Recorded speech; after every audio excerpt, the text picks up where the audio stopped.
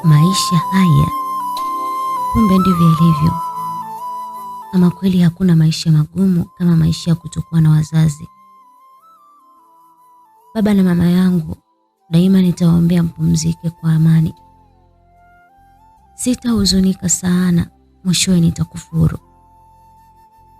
Kuondoka kwenu kumenipa mwanga wa kuyajua maisha na kujua kweli watu wenye hali ya chini jinsi wanavyoteseka. Na mimi sasa nimekuwa miongoni mwao.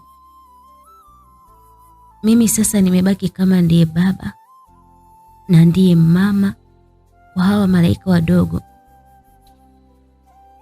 Na hata kesho yetu ni Mungu peke yake ndiye anayejua. Yalikuwa ni maneno ya binti Sonia mwenye umri wa miaka 17. Alikuwa na wadogo zake wawili, mmoja alikuwa wa kiume aliyeitwa Saidi mwenye umri wa miaka 10 na mwingine wa kike ambaye aliitwa Mia mwenye umri wa miaka 6. Palikuwa ni usiku, hivyo akapuliza kibatari tayari kwa kutafuta usingizi.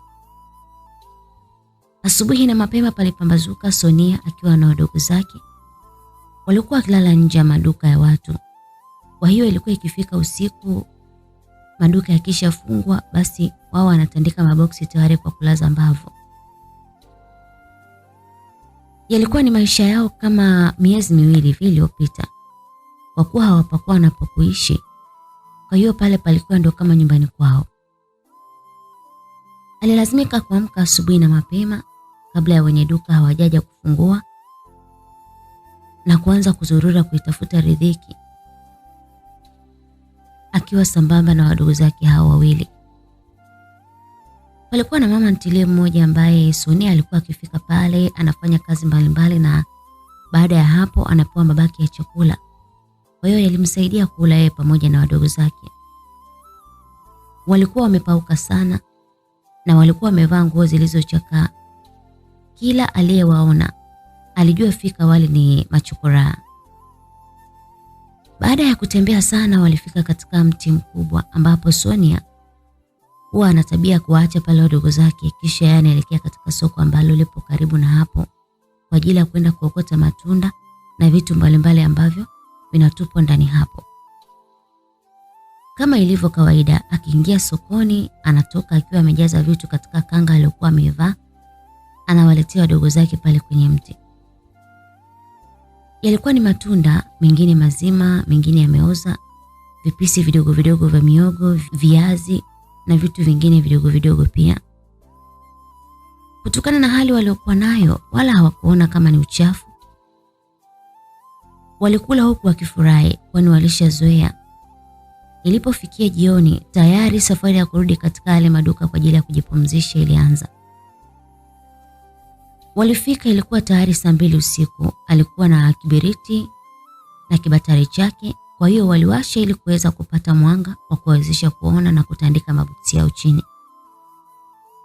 Aliwalaza wadogo zake na kuwafunika kanga yake chafu iliyochanika chanika, kisha yeye akaanza kukaa akitafakari kila hatua ya maisha alikuwa akipitia.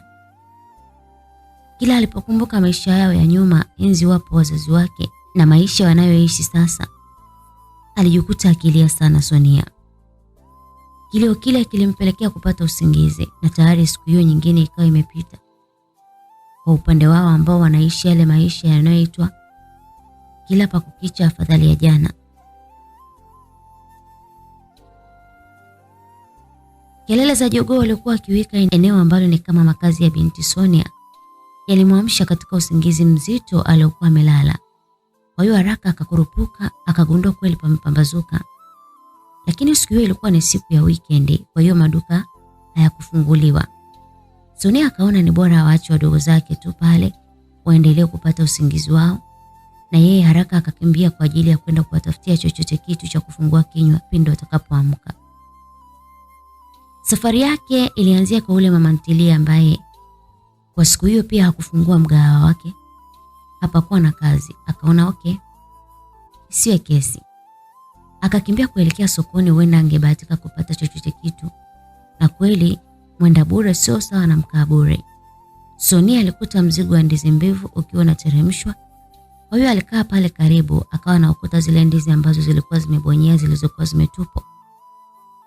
Alipohakikisha saizi aliyochukua ingewafaa yeye na ndugu zake, akaanza safari ya kurudi kuwafuata wadogo zake kwa sababu alijua fika atawakuta tayari wameshaamka. Alipokaribia kufika pale, alishangaa kuona kundi kubwa la watu wakizunguka lile eneo ambalo ni karibu na pale ambapo wao huwa wanalala. Alishtuka sana.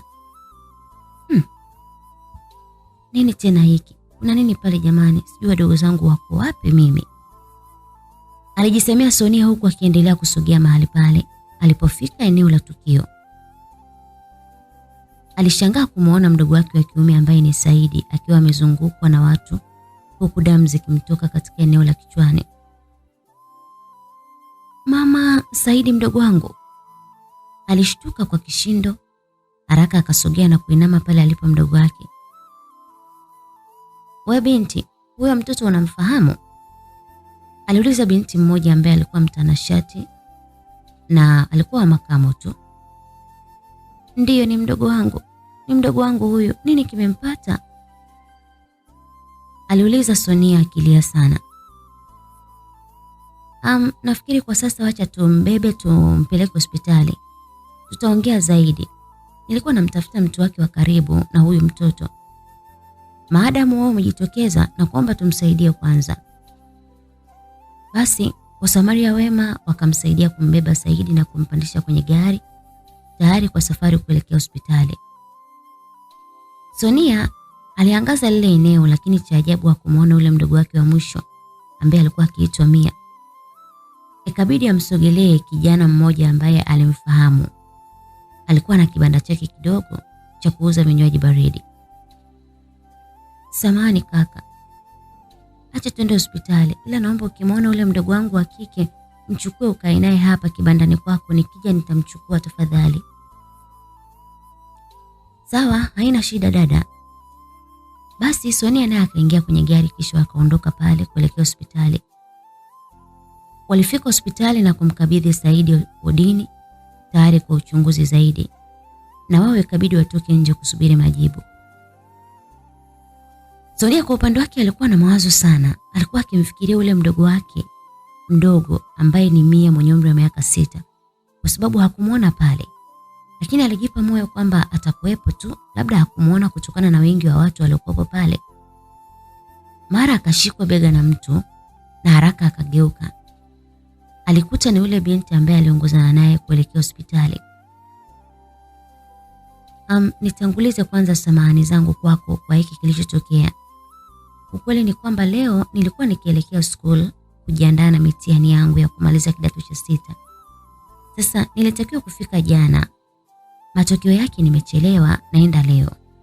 Lakini dereva wangu alikuwa spidi sana kwa sababu alikuwa akiniwaisha shule. Ndio kwa bahati mbaya tukampushi kidogo huyu ndugu yako, maana alikuwa barabarani. Sasa mahali alipoangukia palikuwa na jiwe, kwa hiyo likamgonga kichwani. Naomba utusamehe sana, na pia usijali, nitakuwa na wewe bega kwa bega kumtibia. Sawa, haina shida. Cha muhimu Mungu amsaidie ndugu yangu apone. Waliitikia wote amina pale. Kama hautojali tufahamiane, mimi hapa naitwa Saifa. Kwetu ni hapa Dar es Salaam Kijitonyama. Ni mtoto wa pekee katika familia ya Mr. na Mrs. Jamal. Sijui wewe mwenzangu unaitwa nani? Naitwa Sonia, na huyu alipata ajali leo anaitwa Saidi, ni mdogo wangu mimi. Na kuna mwingine anaitwa Mia, sijamuona, na yeye ni mdogo wangu pia. Okay, mnaishi wapi? Sonia hilo swali ni kama lilimuumiza sana. Kwani hawakuwa na pakuishi, walikuwa ni machokoraa tu wa mtaani. Saifa alielewa hilo kwamba itakuwa kuna tatizo. Akaona basi sio muda wa kuyazungumzia hayo. Acha kwanza wamalize swala la matibabu. Mara kidogo kweli daktari alitoka akawaita waende wakasikiliza maendeleo ya mgonjwa wao. Haraka kweli walimfuata yule daktari.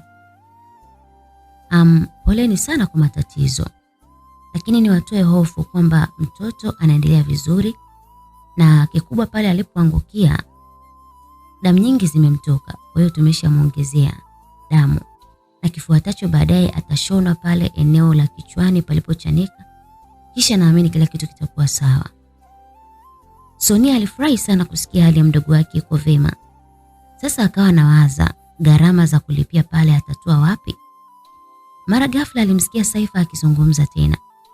Sasa dokta, bili ya malipo naweza nikaipata mapema? Akaambiwa usijali, itakapokuwa sawa utaipata. Kikubwa sasa tumwache apumzike na baadaye mtakuja kwa ajili ya kumuona. Walitoka nje ya chumba cha daktari baada ya majibu. Sasa Sonia, mimi acha niende nyumbani nikawataarifu wazazi, kwani pengine wanajua nimeshafika shule. Alafu baadaye kidogo nitarudi. Wewe unabaki hapa au?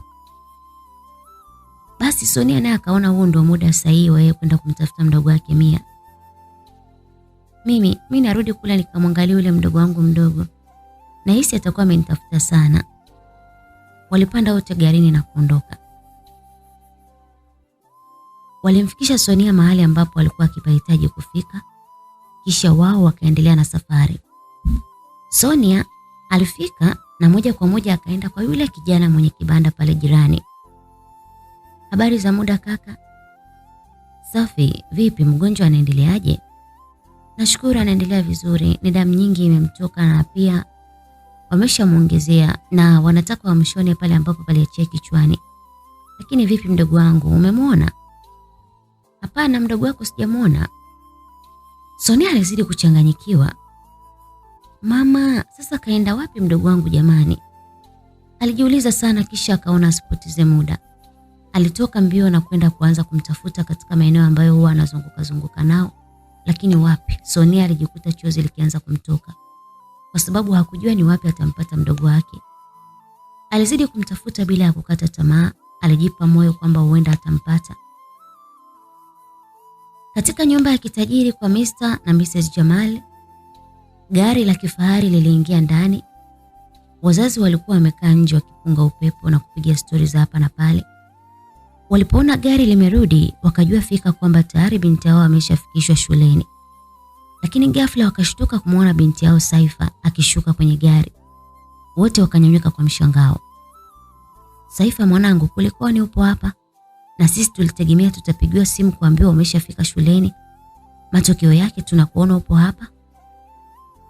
Hapana wazazi wangu, kuna dharura imejitokeza ambayo imenifanya niwe hapa. Dharura? Dharura gani tena? Baba, wakati tunaelekea shuleni kwa bahati mbaya tulimgonga mtoto mdogo. Akaanguka na kuumia. Kwa hiyo tukaona ni busara kusimama, maana kulikuwa na watu wengi pale, sasa imebidi tumpeleke hospitali. Babake alisikitika sana kwa kuitwa Mr. Jamal. Lakini mama yake ambaye ni Mrs. Jamal alichukia sana. Alimwona kama mwanae ni mjinga sana. Sasa hiyo ndio sababu ya kukuchelewesha masomo yako? Si ungewapa tu pesa kisha ukaondoka zako? Elimu yako ni muhimu kuliko kitu chochote kile. Alizungumza Mrs. Jamal kwa dharau sana, kwani ni mwanamama ambaye alikuwa akijidai sana kutokana na pesa walizokuwa nazo. Hapana mama bwana, sio busara kufanya hivyo, lakini nikuhakikishia kwamba usijali kuhusu elimu yangu.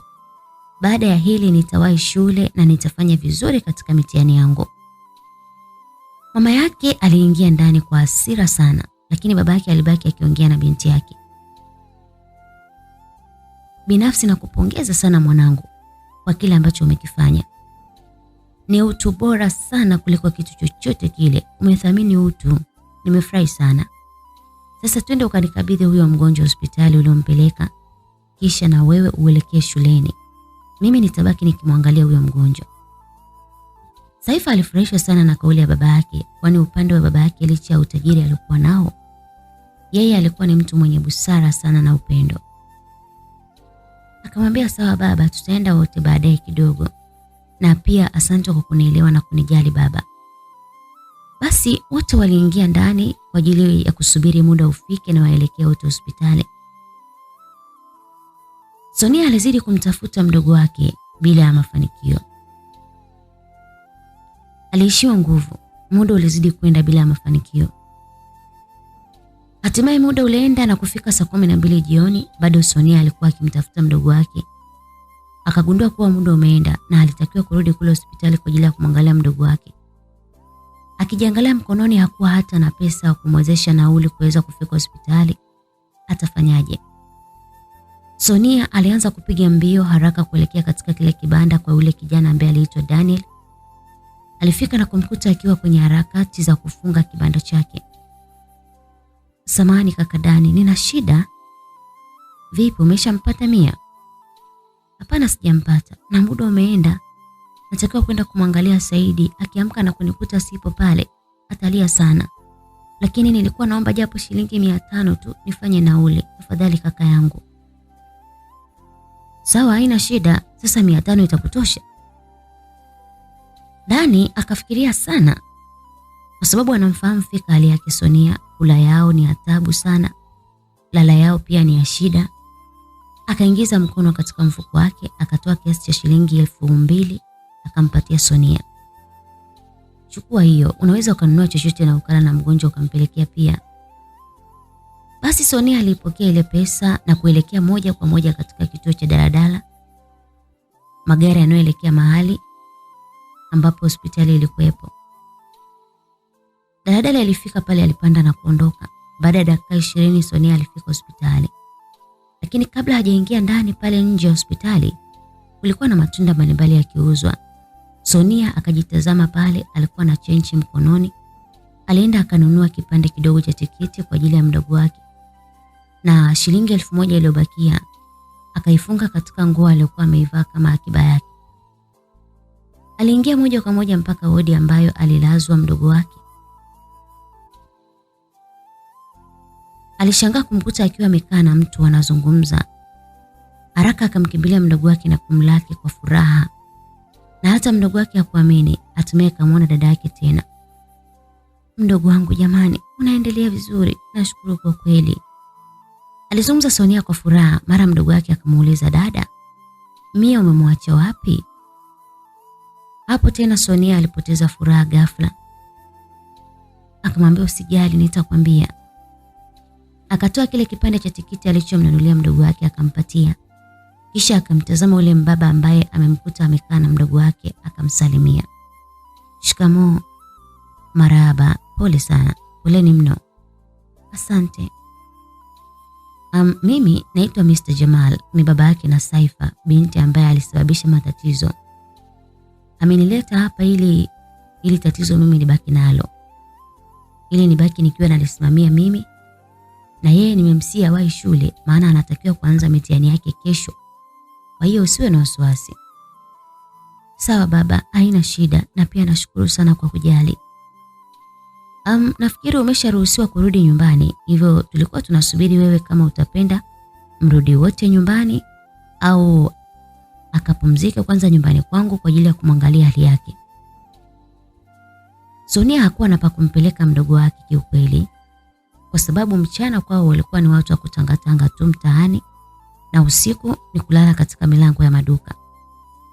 Alifikiria kuwa ni wapi atampeleka huyo mdogo wake, kwani alitakiwa akae apumzike. Alijikuta chozi likimtoka Sonia. Mr. Jamali alipomwona vile Sonia alielewa nini tatizo. "Tafadhali, usilie binti yangu. Hebu nieleze kila kitu na usinifiche. Inaonyesha kama una matatizo vile. Wazazi wako wapi?"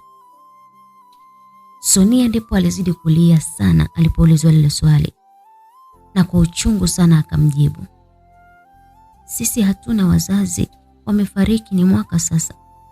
Na tumekuwa ni watoto wa mitaani. Kwetu tulikuwa tukiishi Mwanza, lakini baada ya wazazi wetu kufariki, tulifukuzwa katika nyumba tulikuwa tukiishi na watu tusiowafahamu. Walituambia kuwa baba yetu alikuwa akidaiwa na benki. Kwa hivyo tulienda kwa baadhi ya ndugu zetu na pia huko walitufukuza. Tokea hapo maisha yetu yalikuwa ni magumu sana, mimi na wadogo zangu hao wawili. Na ndipo siku moja tukakuta gari la fuso limesimama. Tukaamua kupanda ili kupata kulala. Lakini tukashtuka asubuhi na gari hilo lilikuwa linatembea kuelekea huko Dar es Salaam. Ndipo na sisi tukafika huko. Lakini tangu tufike hatuna sehemu ya kula wala kulala. ni watoto wa mitaani, tunalala kwenye maduka ya watu usiku yakifungwa. Alilia Sonia sana, hata Mr. Jamal alijikuta akisikitishwa na ile story. Sawa, huyo mdogo wako mwingine yuko wapi? Sijafanikiwa kumpata mpaka sasa. Siku nilioacha kwenda kuwatafutia chochote kitu ili waweze kula. Niliporudi ndipo nikakuta matatizo. Huyo hapa kagongwa na gari na huyo mdogo sijamuona mpaka sasa. Jamal alisikitika sana, aliwaza atawasaidia vipi. Sasa sikilizeni. Sasa hivi ni usiku. Naombeni twende nyumbani kwangu, then pakikucha tu tutajua cha kufanya. Basi ilibidi Mr. Jamal atumie hekima katika hilo. Aliwachukua wote na kupanda gari kuelekea nyumbani. Majira ya saa 1 inaenda saa 2 usiku. Alionekana mtoto ambaye ni Mia akiwa amelala, kwani alitembea sana. Akajikuta amepotea, kwa hiyo ilibidi akae chini aanze kulia mpaka pale usingizi ulipompitia. Lakini ghafla lilikuja gari na kushuka watu wawili wakamsogelea. Mia akiwa amelala hajui hili wala lile, alinyanyuliwa na wale watu wasiojulikana. Walimpandisha katika gari na kuondoka naye. Upande wa Mr. Jamal alifika nyumbani kwake akiwa na Sonia pamoja na Saidi. Aliwakaribisha waingie ndani. Walionekana waoga kidogo. Walipofika, Mrs. Jamali ambaye pia ni mama wa Saifa alikuwa ameketi sebuleni akiangalia television huku akiendelea kumsubiria mumewe. Alishtuka sana kumwona mumewe akiingia na watu ambao walikuwa ni wachafu sana. Alinyanyuka katika sofa alilokuwa amekaa akasimama. Mume wangu vipi? Mbona leo ugeni? Tena wageni wenyewe wanaonekana matondorora. Imekuwaje? Hapana mke wangu, usiseme hivyo. Huyu binti anaitwa Sonia na huyu ni mdogo wake anaitwa Saidi. Ndiye ambaye alisababishiwa ajali na mtoto wetu Saifa. Kwa hivyo mimi imebidi nibaki kumwangalia mgonjwa ili Saifa awahi shule akajiandae na mitihani. Ni sawa, lakini si tayari ameshapona. Kwa nini wasirudi kwao kwa wazazi wao? Aliuliza Mrs. Jamali kwa hasira mno. Ni story ndefu mke wangu. Ila kwa ufupi tu, hawa watoto wana matatizo. Kwanza kabisa hawana pa kukaa. Pili, kuna mdogo wao wamempoteza. Tatu, huyu Saidi bado hajapata nafuu. Kwa hiyo sihitaji maswali mengi sana. Zaidi tutaongea chumbani. Ila hawa watoto wapate chumba wapumzike. Alizungumza Mr. Jamal kisha akapitiliza kuelekea chumbani kwake. Mrs. Jamali alichukizwa sana na ile kauli ya mumewe. Akaona kama mumewe kamdharau kwa kile kitendo. Akatoka na kumfuata tena mumewe huko chumbani. Baba Saifa, hivi ujue unanichanganya? Haiwezekani uniletee matondora katika nyumba yangu, alafu nakwambia unaniambia niwatafutie chumba. Hivi upo serious kweli wewe? Lakini kwa nini unakuwa sio muelewa wewe mwanamke? Kwa nini unakuwa sio muelewa mke wangu? Wale watoto wamekukosea nini? Kama tatizo ni uchafu wataoga tu. Kwa nini unakosa utu? Unashindwa hata kuwaonea huruma na ukizingatia mwanetu ndiye kawatafutia matatizo. Walizozana pale. Mwishowe mama Saifa akawa mpole akakubali kwa shingo upande tu. Ni sawa. Lakini pindi huyo mgonjwa atakapopona, nitaomba waondoke wakaendelee na maisha yao. Alizungumza mama Saifa huku akifungua mlango wa chumbani na kutoka kuelekea sebuleni walipo Sonia pamoja na mdogo wake.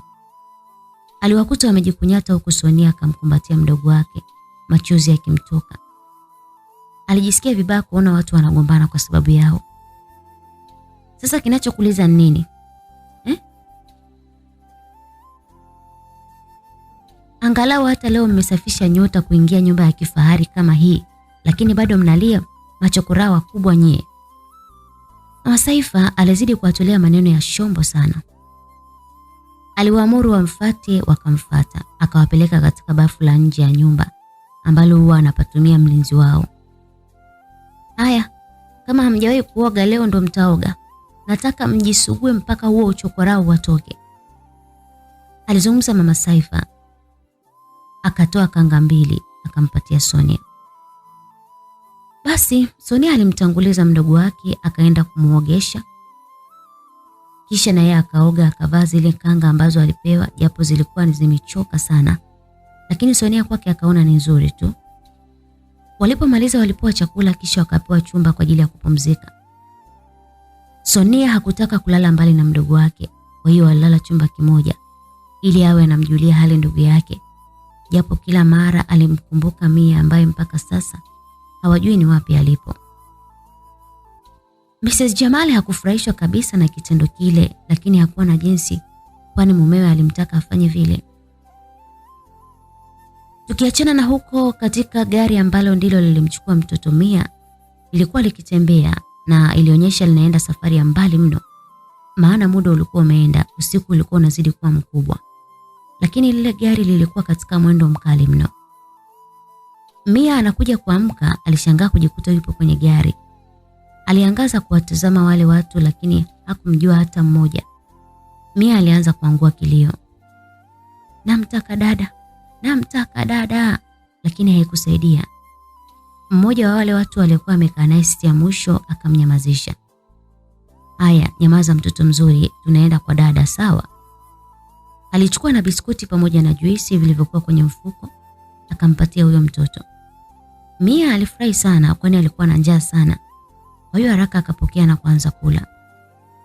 Kwa akili za kitoto akajikuta anasahau tena kwamba watu wale hawajui, kwamba alijikuta anaanza kuwa na furaha kama awali, tena mpaka usingizi ukampitia akalala. Majira ya asubuhi saa 2 ndipo gari lile lilifika katika mkoa wa Mwanza, nje kidogo ya jiji hilo, bila ya kujua ndio mkoa ambao alitokea ule mtoto. Moja kwa moja liliingia katika nyumba kubwa ambayo ilikuwa ina walinzi wa kutosha. Alionyesha aliishi mtu mkubwa kidogo pale. Watu wale walishuka ndani ya gari na kutoa salamu kwa ishara kwa wale walinzi ambao walikuwa pale. Kisha mmoja wapo akambeba ule mtoto ambaye ni Mia na kuingia naye kumwasilisha kwa aliyempa ile kazi. Walifika na kumkuta huyo kiongozi yupo ndani amelala. Ilibidi wamsubiri akiamka na wakamkabidhi ule mtoto. Upande wa Sonia, asubuhi aliamka kabla ya wote. Alikuwa ni mchapakazi, kwa hiyo alitafuta ufagio akafagia ndani na nje, kisha akapiga deki vizuri, alafu akarudi chumbani kwa ajili ya kumwandalia dawa mdogo wake akiamka. Mrs. Jamali anaamka na kutoka chumbani. Akashangaa kuona nyumba ni safi, imedekiwa vizuri, eneo la nje limefagiliwa vizuri. Hakuamini kabisa, lakini eti akamfuata Sonia chumbani alipokuwa. Alifika akafungua mlango na kumkuta Sonia akiwa anampa dawa mdogo wake. Shikamoo mama. Haraka Sonia alimsalimia yule mama. Marahaba, hamjambo, vipi hali ya mgonjwa? Anaendelea vizuri mama, alijibu Sonia, japo alishangaa kumwona huyo mama siku hiyo. Ni kama vile amekuwa mpole kuliko kawaida. Sonia, kumbe wewe ni hodari wa kazi. Nimeona jinsi ulivyofanya usafi, naona umenifurahisha sana. Ndiyo mama, huwa napendelea sana kufanya kazi mamangu. Haya sawa, endelea kumhudumia mdogo wako, acha mimi niandae chai basi. Basi mama Saifa alitoka nje na kuelekea jikoni, lakini hata Sonia pamoja na mdogo wake walishangaa sana. Walishangaa kuona ile siku amekuwa mpole sana. Chai iliandaliwa, wote wakakusanyika kwa ajili ya kupata kifungua kinywa, huku stori za hapa na pale zikiendelea. Mr. Jamali akamuuliza Sonia, vipi, picha ya huyo mdogo wenu aliyepotea mnazo? Ili tuweze kuzitumia katika vyombo vya habari na ili iwe rahisi kumtafuta. Sonia alitingisha kichwa, ishara ya kwamba hapana, hatuna. Lakini sasa itakuwa ni ngumu, maana haijulikani alipo. Sonia kusikia vile alijisikia vibaya sana. Kila alipokumbuka habari za mdogo wake, alijikuta akijuta sana siku ambayo aliwaacha walale na akatoka kwenda kuwatafutia chakula. Matokeo yake aliporudi ndipo akakuta matatizo yameshatokea. Alijilaumu sana na kujikuta machozi yakimtiririka. Samahani baba kama nitakosa, ila nilikuwa naomba na leo nirudi tena kule tulipokuwa tukiishi mwanzo, ili nikamtafute tena Mia wangu kwa mara ya mwisho. Naamini nitampata tu. Alijipa moyo Sonia, akaambiwa usijali, nitakupeleka. Na leo tena mimi ndo nitakusaidia katika hilo. Mr. Jamali alimwahidi kwamba watakwenda wote. Kwa hiyo hata Mia alijisikia faraja, kwani waliona wamepata mtu wa kuwajali angalau. Walipomaliza kupata kifungua kinywa, Sonia alinyanyuka na kuondoa vyombo pale mezani. Alielekea jikoni na kuvisafisha. Tabia ile ilimpendeza kila aliyekuwepo pale, kwa sababu Sonia licha ya kuwa mwanzo alikuwa akiishi maisha ya kitajiri tu, na baada ya matatizo kutokea ndipo akaanza kuwa matondola, lakini alikamilisha shughuli zote za ndani. Alipomaliza shughuli zake alioga, ndipo Mrs. Jamali akampa nguo ya kubadilisha, kwa sababu walikuwa wakilingana na mwanae Saifa. Kwa hiyo aliona tu acha amtafutie nguo ya kuzugia, huku mipango ikiendelea. Waliondoka yeye pamoja na Mr. Jamali kwenda kumtafuta Mia na kumwacha Saidi pale nyumbani akipumzika. Upande wa pili, mkuu ambaye alikuwa akisubiriwa amke ili akabidhiwe yule mtoto aliamka, na alikuwa akiitwa Mr. Sam. Ni jambazi sugu ambaye ameshindikana. Mapolisi wamejitahidi kumtafuta kwa jitihada zote, lakini waligonga mwamba. Na hii ni kutokana na kuwa karibu na baadhi ya viongozi wakubwa, na pia kuwa karibu na baadhi ya mapolisi ndani na nje ya nchi. Alifurahi sana kumwona mtoto akiwa ameletewa, kwani kuna mpango alikuwa akiuandaa wa kuboresha kazi yake. Kwa hiyo aliagiza atafutwe mtoto mdogo nje kabisa ya wanapoishi ili amtumie na kumjenga katika kazi zake. Alimsogelea yule mtoto na kumnyanyua huku akifurahi sana. Kwa wakati huo Mia alianza kulia sana, kwa sababu alianza kumwogopa yule mtu. Nyamaza, usilie mtoto mzuri, hapa upo sehemu salama kabisa, sawa? Mr. Samu akatoa agizo kwa watumishi wake kwamba mtoto aandaliwe maziwa, aandaliwe mayai, aikiwe mikate na aweze kula, kwa sababu alihisi labda atakuwa na njaa. Baada ya muda yalitimia hayo, na kweli mtoto alikuwa na njaa sana, alikula na kufurahia. Na huku upande wa pili dada yake alikuwa akimtafuta huku machozi yakimtoka. Walizunguka kila mahali ambapo huwa alikuwa akienda nao, lakini hakukuwa na mafanikio yoyote. Na mwishowe kabisa walikata tamaa. Mr. Jamali alimsihi warudi nyumbani na huyo mtoto amuombee tu awe salama, kwa sababu wameshamtafuta sana bila ya mafanikio. Basi wakati wanarudi, Sonia alipitia kwa Daniel ambaye ni yule kijana mwenye kibanda, na alimzoea kama kaka yake tu. Akamwambia, kaka, na kuaga. Kwa sasa tumepata mfadhili, kwa hiyo hatutakuwa hapa tena. Sawa Sonia, nimefurahi sana kuona hivyo. Ila vipi kuhusu Mia? Kaka Dani, hakuna jinsi. Nimeshamtafuta sana.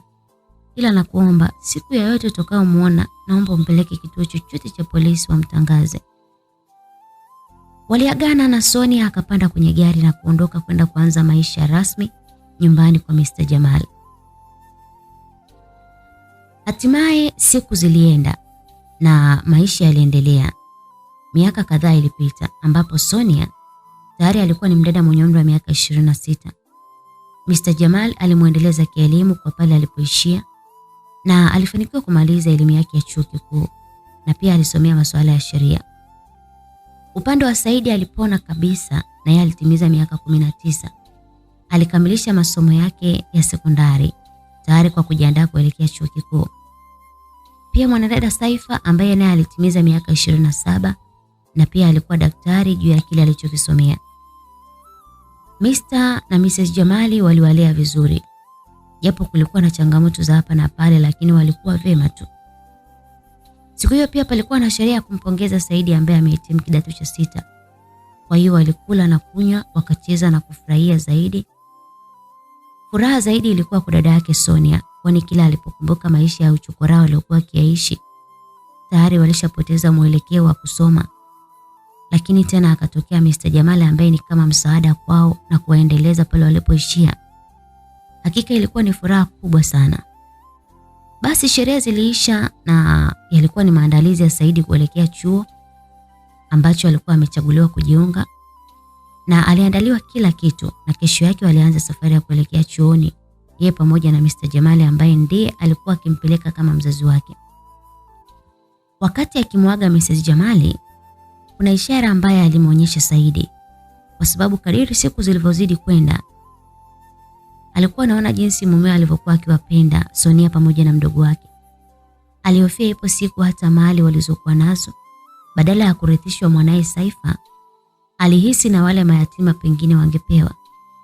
Kwa hiyo kale kamoyo chake kawivu kakamuingia tena.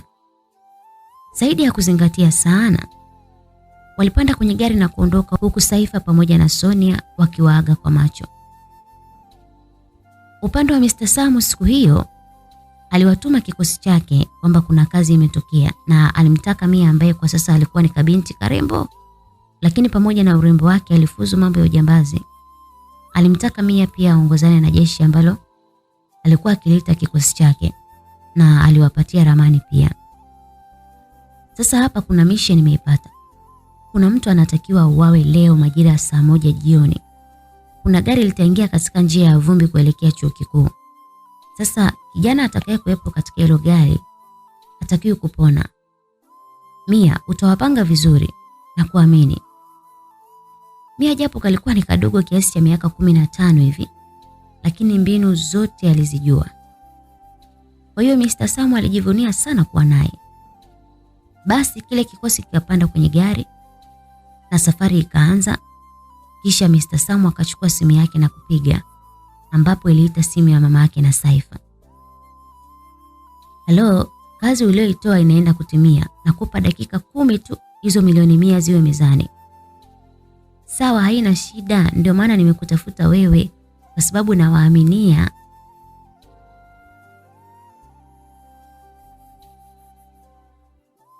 Basi baada ya kama dakika kadhaa hivi, Mrs. Jamali alifanikisha hilo zoezi la kuingiza pesa kwa Mr. Samu katika akaunti yake kama walivyokubaliana. Kwa hiyo kazi iliyokuwa imebakia ni wao kufanya kazi ambayo waliagizwa. Sonia baada ya kuhakikisha kwamba tayari mdogo wake ameshaelekea chuo akiwa pamoja na Mr. Jamal, hakuwa na wasiwasi tena. Alijiandaa na kuelekea kazini kwake bila ya kujua ni nini ambacho kinaendelea. Majira ya jioni tayari kikosi cha wale majambazi sugu, akiwemo na binti Mia ambaye ni binti mdogo lakini alikuwa ni gwiji la ujambazi kutokana na jinsi alivyofundishwa na Mr. Samu, walifanikiwa kuliona gari ambalo alikuwepo Mr. Jamal pamoja na Saidi. Mia alipoitazama namba ya gari aligundua kwamba lile ndio gari ambalo alielekezwa kulidhuru.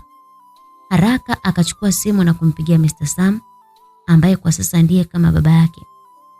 Halo baba. Yes Mia, niambie binti yangu, mmefanikiwa? Ndio baba, tumejitahidi kwa spidi. Tayari tumeshaliona lile gari husika, na muda sio mrefu litaingia ile sehemu ambayo tuliipanga na tuweze kuitimiza kazi yetu. Sawa, nakuaminia sana Mia. Tumia zile njia zote nilizokufundisha. Waongozi hao wenzako, hakikisha kazi inaenda vizuri. Sawa baba, hakuna shida.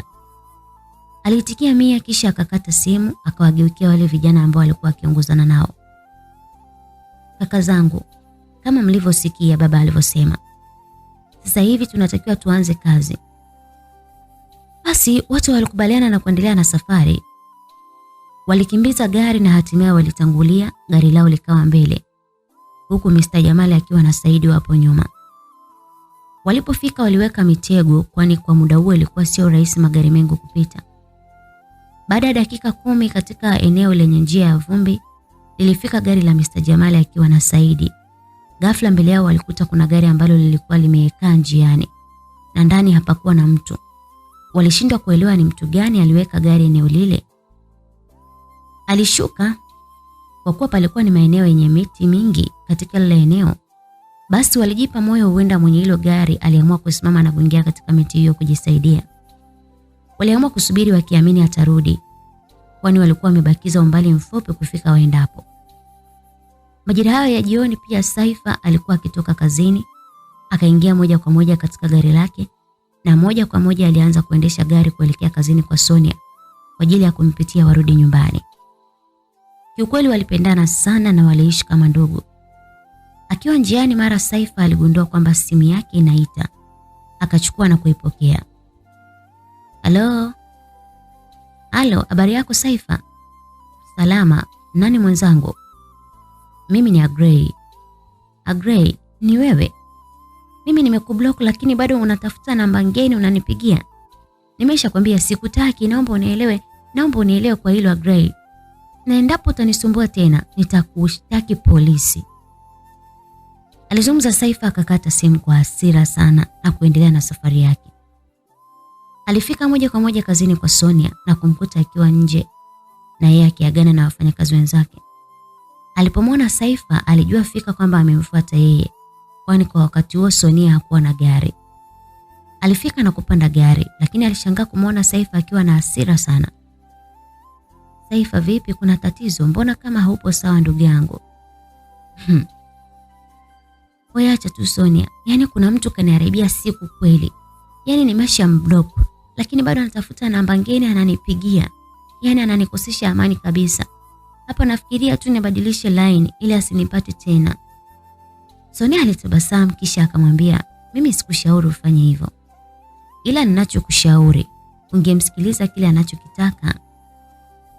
Sonia hana lolote, eti anasema ananipenda, wakati mtu mwenyewe ni maskini.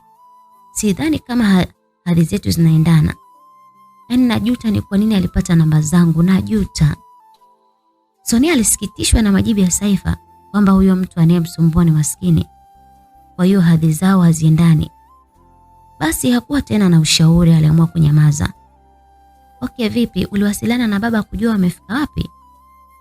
Ya, kuna muda niliongea nao na walisema bado kidogo wafike. Labda tukifika nyumbani tutawapigia tena. Nina imani watakuwa wameshafika.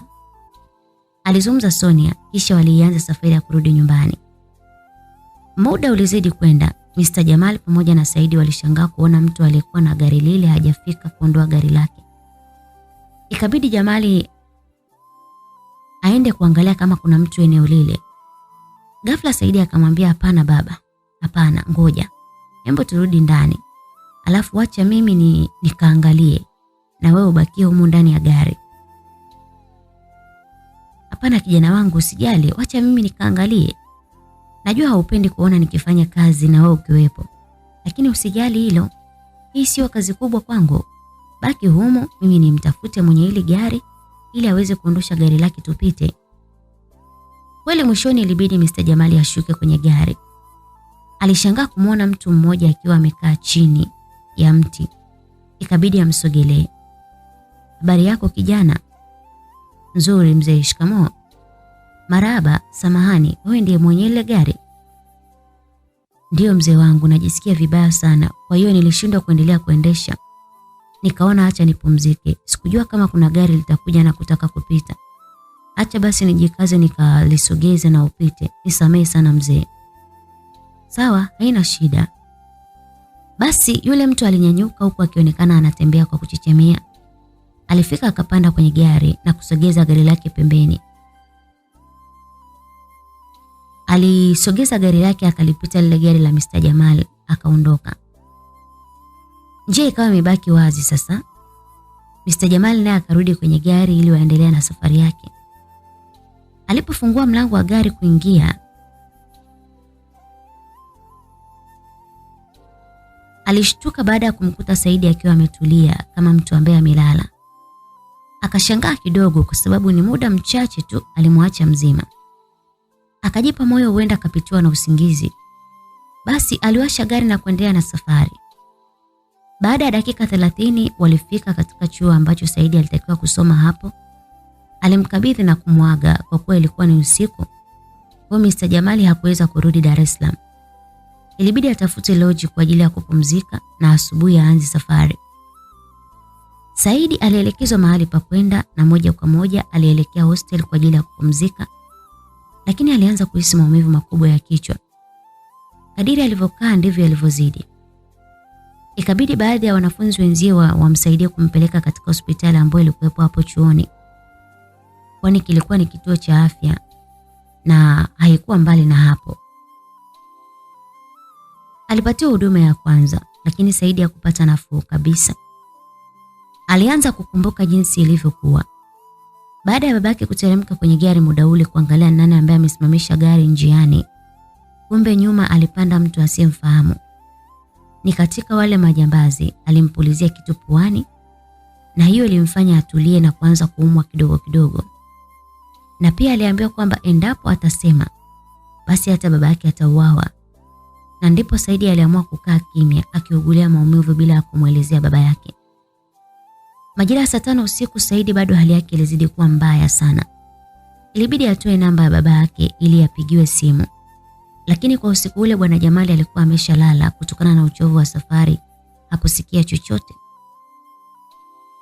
Lakini hapana jamani, msiwe na wasiwasi jamani, nitakuwa sawa tu, alizungumza Saidi kuwapa faraja watu waliokuwa pale. Basi walikubaliana kwamba asubuhi watamfanyia vipimo vya mwili mzima ili kujua nini tatizo. Baadhi yao wakaondoka na kubakia wachache pale. Saidi akachukua simu yake na kumpigia dada yake Sonia. Kwa wakati huo Sonia alikuwa macho, kwa hiyo alipokea ile simu. "Halo mdogo wangu mzima, vipi? Umefika salama?" "Ndio dada, tumefika salama, lakini kuna kitu naomba unisaidie. Naomba unisaidie umpigie baba, kuna kitu naomba umwambie." Sonia alishtuka sana. "Kitu gani hicho? Na kwa nini usimwambie wewe mwenyewe? Kwani baba yuko wapi kwa sasa?" "Nina maana yangu dada, nina maana yangu kukwambia hivyo. Kwani kuna kitu kinaenda kutokea. Baba ametafuta lodge, ameenda kulala ili kesho aanze safari. Ila naomba mwambie kama kuna uwezekano abadilishe njia, asitumie ile ambayo alipita mwanzo akiwa peke yake. Na wewe dada yangu pia nakuomba uwe mwangalifu siku zote. Na pia usiache kumtafuta Mia. Japokuwa itakuwa ni ngumu, lakini ndiye ndugu pekee uliyebakiwa naye kwa sasa. Nakupenda sana dada yangu na nitaendelea kukupenda." Alizungumza Saidi kisha alikata simu. Saidi, we Saidi." Alibaki akiita Sonia na simu tayari ilishakatika. Maneno ya Saidi yalimchanganya sana. Akaamua mpigie tena, lakini Saidi alizima simu. Akaambiwa haipatikani. Sonia alishindwa kuelewa kwa nini mdogo wake ameongea maneno kama yale. Alitamani akawaambia kina Saifa pamoja na mama yake huenda kuna shida, lakini akahofia kwamba hawapendi kusumbuliwa pindi wakiwa wamelala. Basi akapiga moyo konde, akajaribu kumpigia tena simu lakini haikupatikana kabisa. "Saidi mdogo wangu ni mtu wa utani sana. Sasa sijui kama ananitania au yupo serious. Ngoja nitampigia pakikucha." Sonia aliamua kujipa moyo, akaingia kitandani japokuwa hakupata hata lepe la usingizi. Moyo wake ulikuwa ukimwenda mbio kuliko kawaida. Ile hali ilimpa hofu sana Sonia. Mpaka majira ya saa 8 usiku hakupata hata tone la usingizi. "Mbona leo najiona ni mzito kupata usingizi? Sijui kuna nini ambacho kinaenda kutokea." Alichukua tena simu yake na kujaribu kumpigia tena Saidi, lakini bado ikawa haipatikani. Hali ile iliendelea kuwa ngumu sana kwa Sonia mpaka asubuhi palipopambazuka. Alichukua simu na kumpigia baba yao Mr. Jamal. "Halo baba, shikamoo." "Marahaba, habari ya huko kwenu?" "Salama baba. Eti hapo ulipo ni mbali na chuoni kwa kina Saidi?" "Ndiyo, na tayari nimeshaanza safari ya kurudi huko nyumbani. Kwani kuna tatizo?" "Pana baba. Lakini sema jana alinipigia simu na kuniambia maneno ambayo siyaelewi kabisa. Na simu yake kila nikiipigia haipatikani."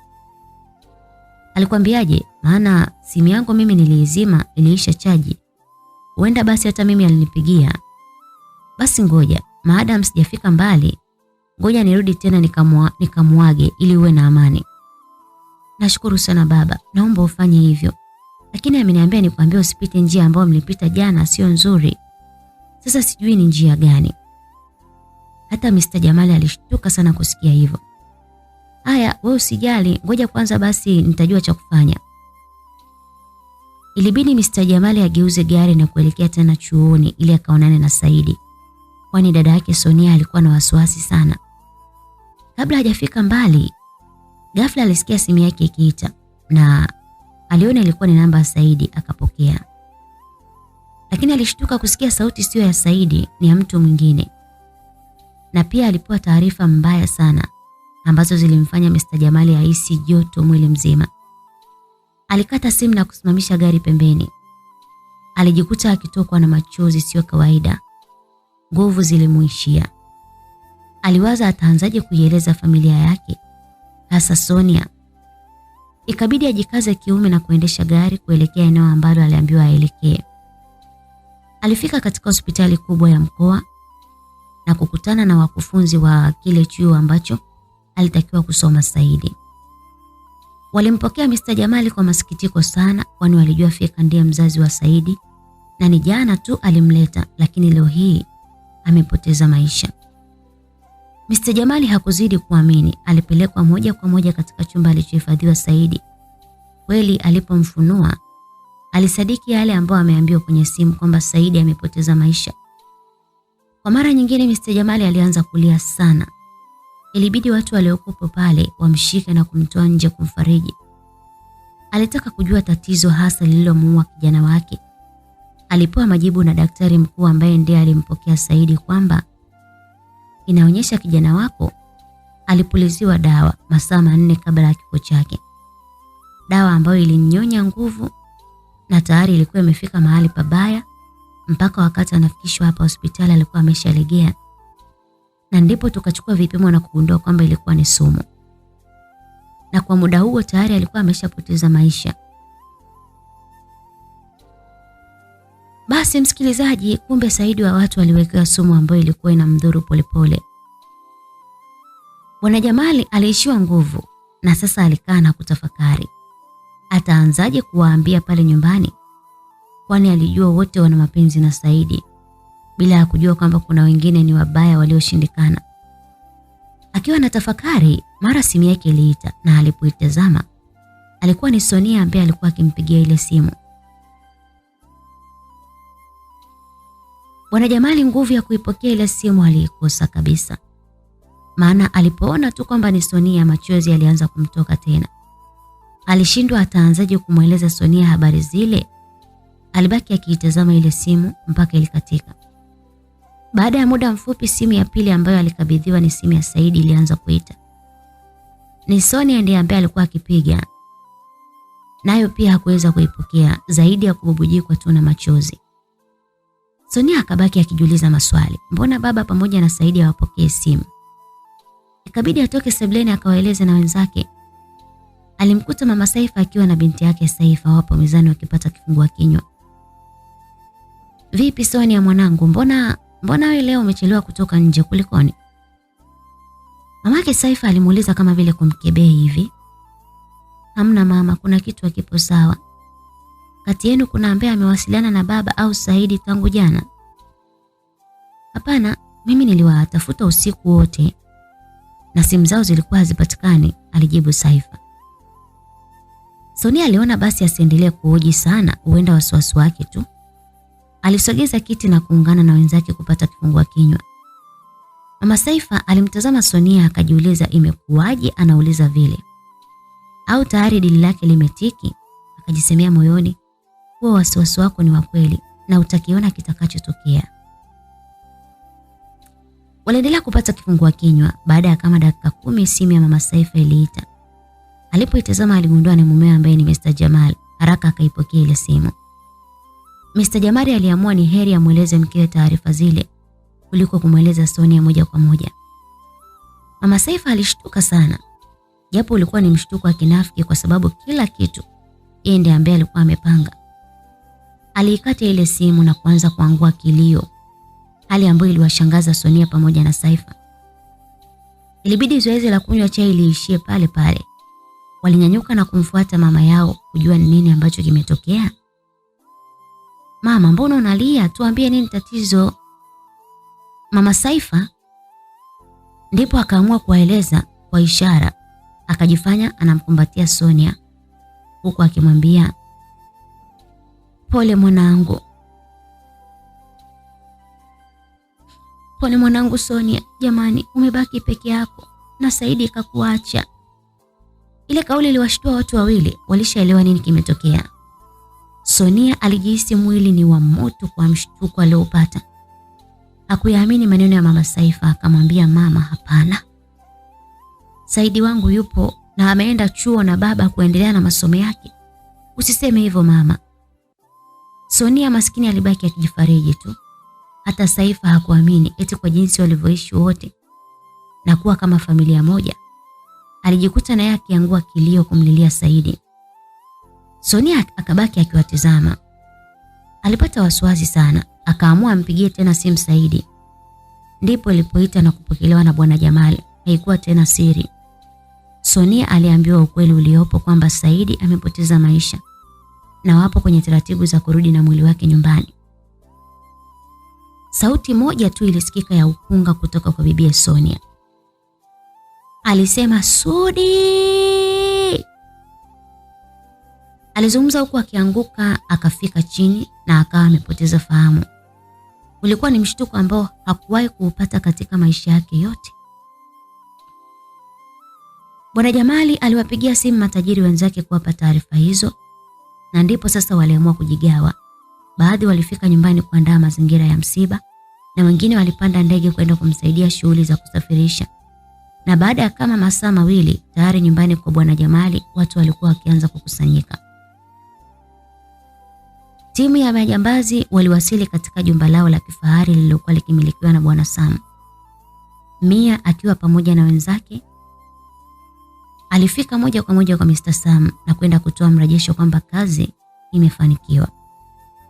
Mr. Sam alifurahishwa sana na zile habari. Alimpongeza sana binti yake mdogo Mia na kikosi ambacho kilienda kuifanya hiyo kazi.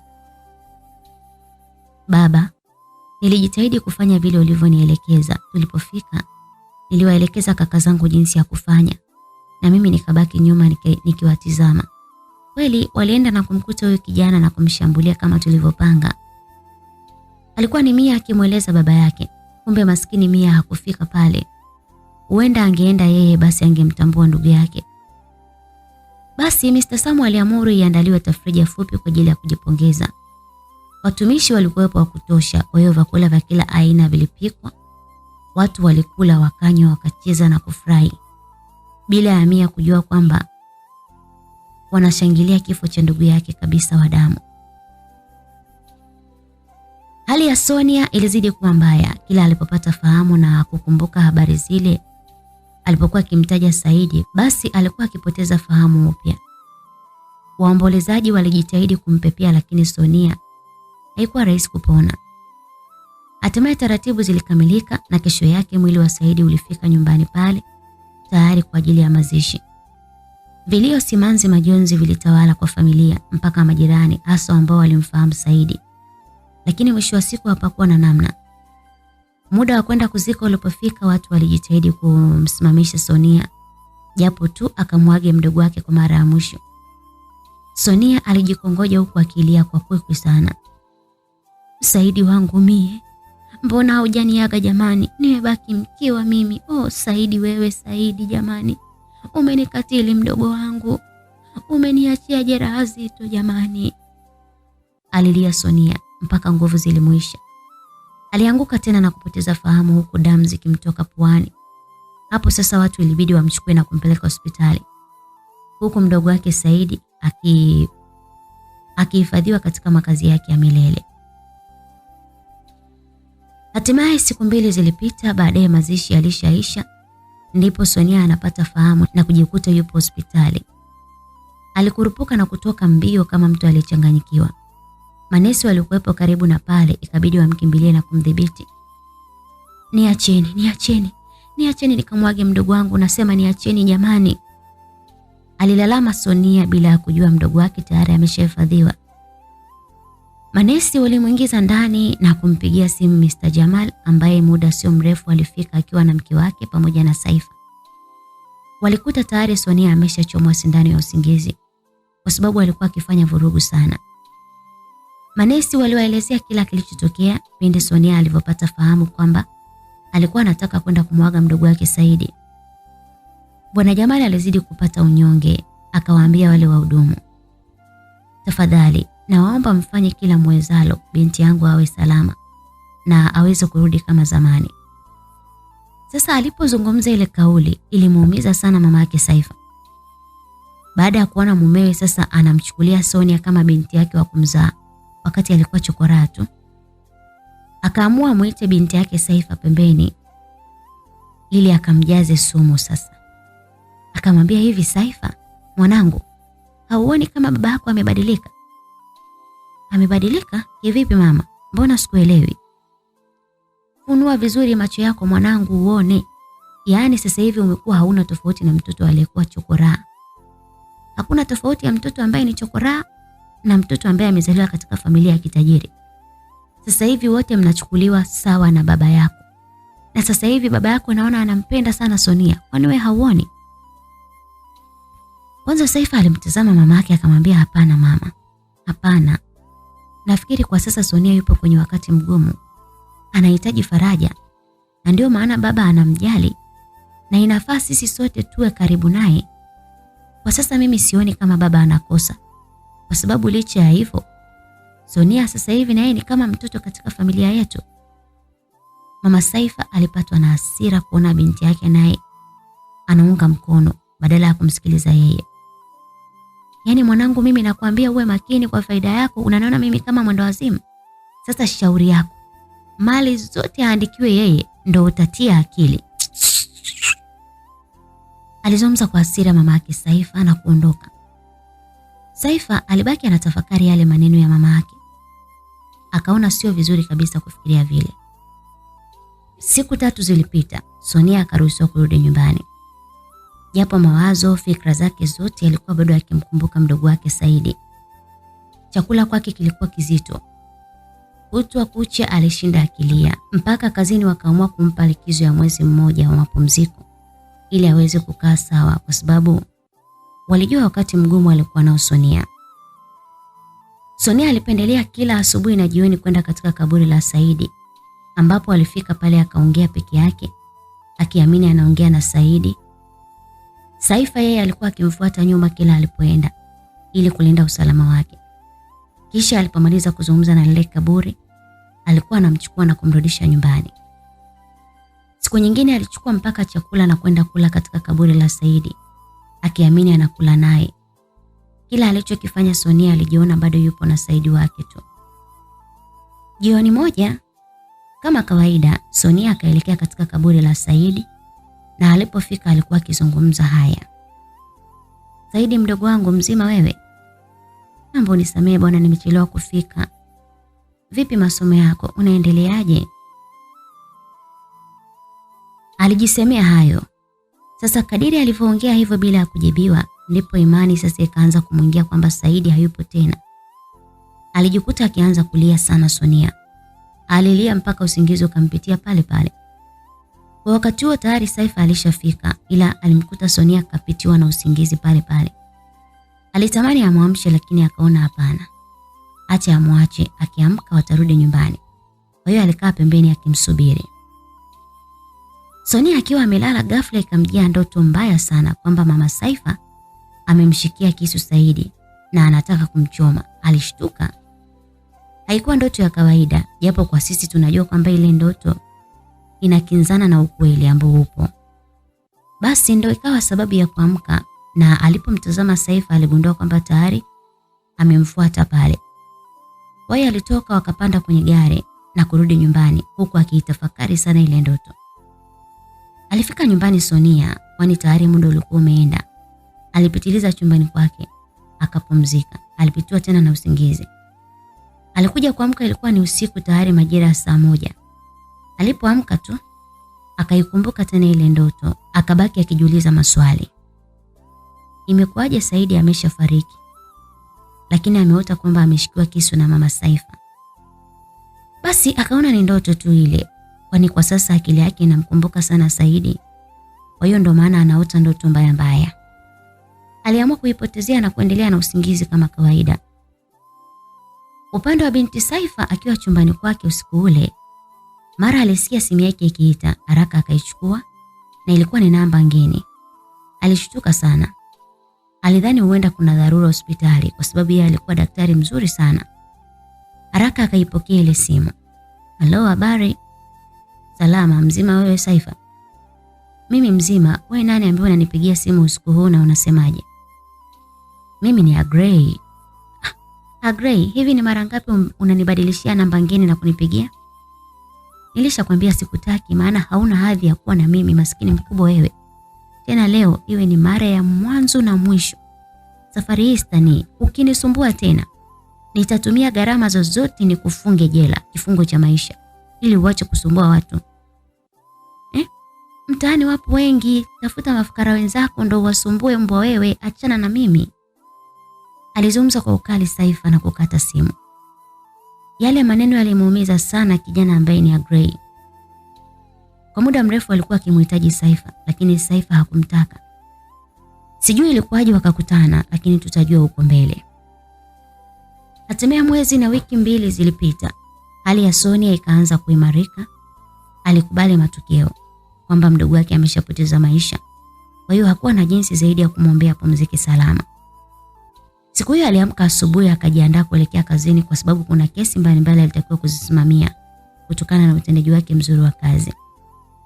Basi alitoka nyumbani na kukodi bajaji kuelekea moja kwa moja kazini kwake na alifikishwa mpaka getini, lakini alipogeuka nyuma alimuona kijana mmoja akiwa upande wa pili amempa mgongo huku akiwa anaongea na simu. Sonia kwa mawengi aliyokuwa nayo alimuona kama ni mdogo wake Saidi. Haraka bila kuangalia kulia wala kushoto alidondosha pochi yake aliyokuwa ameishika na kumkimbilia yule kijana ambaye alidhania ni Saidi. Ghafla upande wake wa kushoto kuna gari lilikuwa linakuja spidi sana. Watu waliokuwepo sehemu ile walipigwa na butwaa. Lakini kwa bahati nzuri dereva wa gari aliwahi na kuelekea sehemu ya pembeni. Kisha alishuka kwa hasira sana. Alikuwa ni kijana mtanashati aliyevalia mavazi ya kiofisi kama mtu anayeelekea kazini. Alimsogelea Sonia kwa hasira sana. "Wewe dada, vipi hauoni? Umevurugwa asubuhi hii? Au ulitaka umletee nani kesi ambazo hazina maana?" Kweli Sonia akagundua kosa ni lake. Aliinama chini na kupiga magoti. "Samahani kaka yangu, nisamehe sana. Ni vile tu nina matatizo yaliyonipelekea kuwa na mawazo kiasi hichi. Naomba unisamehe kaka yangu." Hata ule kijana alijisikia vibaya kuona kumbe binti wa watu ule anaonekana ni mstaarabu sana.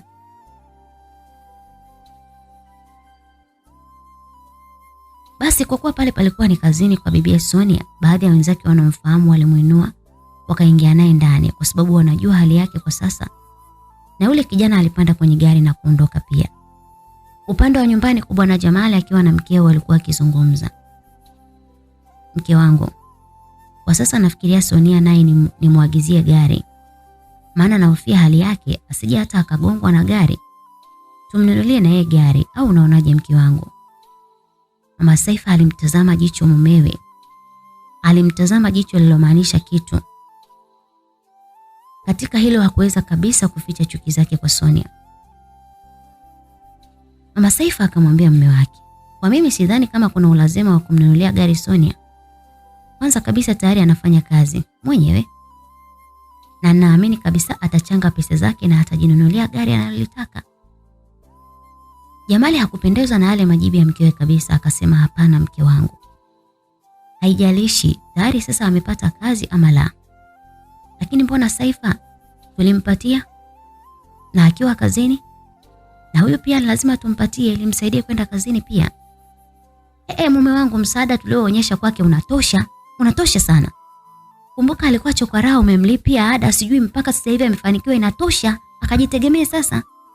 Alafu muda huu ni sahihi kumwandikisha hizi mali zote binti yetu Saifa. Wewe sasa hivi tayari umri umeshaenda. Naomba ufanye maamuzi." Bwana Jamali alishangazwa na ushauri wa mkewe, akamjibu, Saifa sawa ni binti yangu, lakini hata Sonia kwa sasa pia namchukulia kama binti yangu pia." Jamali akanyanyuka na kuondoka. Alishaona mkewe anampa ushauri ambao sio sahihi. Katika kampuni moja upande mwingine, kampuni moja kubwa tu iliyomilikiwa na tajiri mkubwa sana ambaye tayari alishapoteza maisha, lakini usimamizi wa kila kitu alimwachia kijana wake wa pekee. Gari liliingia katika kampuni hiyo. Aliteremka kijana mmoja. Ni yule ambaye alitaka kumgonga Sonia asubuhi. Jina lake tutamjua hapo baadaye. Alipoingia ofisini, hata wafanyakazi wake walishangaa kumuona ameingia akiwa peke yake, hali ambayo sio kawaida yake kabisa. Kutokana na ucheshi wake na kupenda kucheka na watu, mmoja wa wafanyakazi wake ambaye pia ni rafiki yake aliyeitwa Benjamin alimfuata akamuuliza, "Mkuu, habari yako? Upo sawa kweli? Mbona leo umeingia ukiwa peke yako bila walinzi wako?" We acha tu ndugu yangu. Nadhani ndio maana leo imekuwa siku ya mikosi sana kwangu. Sijui ni kwa sababu leo nimeamua kuendesha gari mwenyewe na kutembea peke yangu, yani sielewi kabisa. Ni mkosi gani hiyo ambayo umekutana nayo? Benjamin alimuuliza bosi wake huyo, ama rafiki yake wa karibu sana. We acha tu Benja. Leo ilibaki nusu tu ni mgonge mtu. Lakini Mungu akanisaidia, haikutokea hivyo. Ikabidi nishuke maana nilikuwa na hasira sana. Nilipofika nilimfokea sana ule binti. Hauwezi kuamini. Kumbe binti wa watu ni mstaarabu na anaonekana hayupo sawa. Yaani mpaka nikajikuta ningejua ningemuuliza kwa upole. Kumbe ni hilo tu bosi. Basi maadamu yameshapita haina haja ya wewe kuwa na mawazo tena. Hapana Benja. Yaani najisi kama nimemkosea na kumdhalilisha sana. Maana yake palikuwa na watu. Nafikiri kama hautojali unisindikize nikamwombe msamaha. Huenda moyo wangu utarudi kuwa na amani. Benja alicheka sana baada ya kusikia kile ambacho bosi wake aliongea. Sasa bosi, kwa unavyodhani kwa sasa utamuonea wapi tena? No, sio tatizo. Inaonyesha pale alipokuwa ndipo anapofanyia kazi. Niliwaona wafanyakazi wenzake wakimfuata na kumuingiza ndani. Sawa, basi kama hilo ni tatizo, twende tu nikusindikize.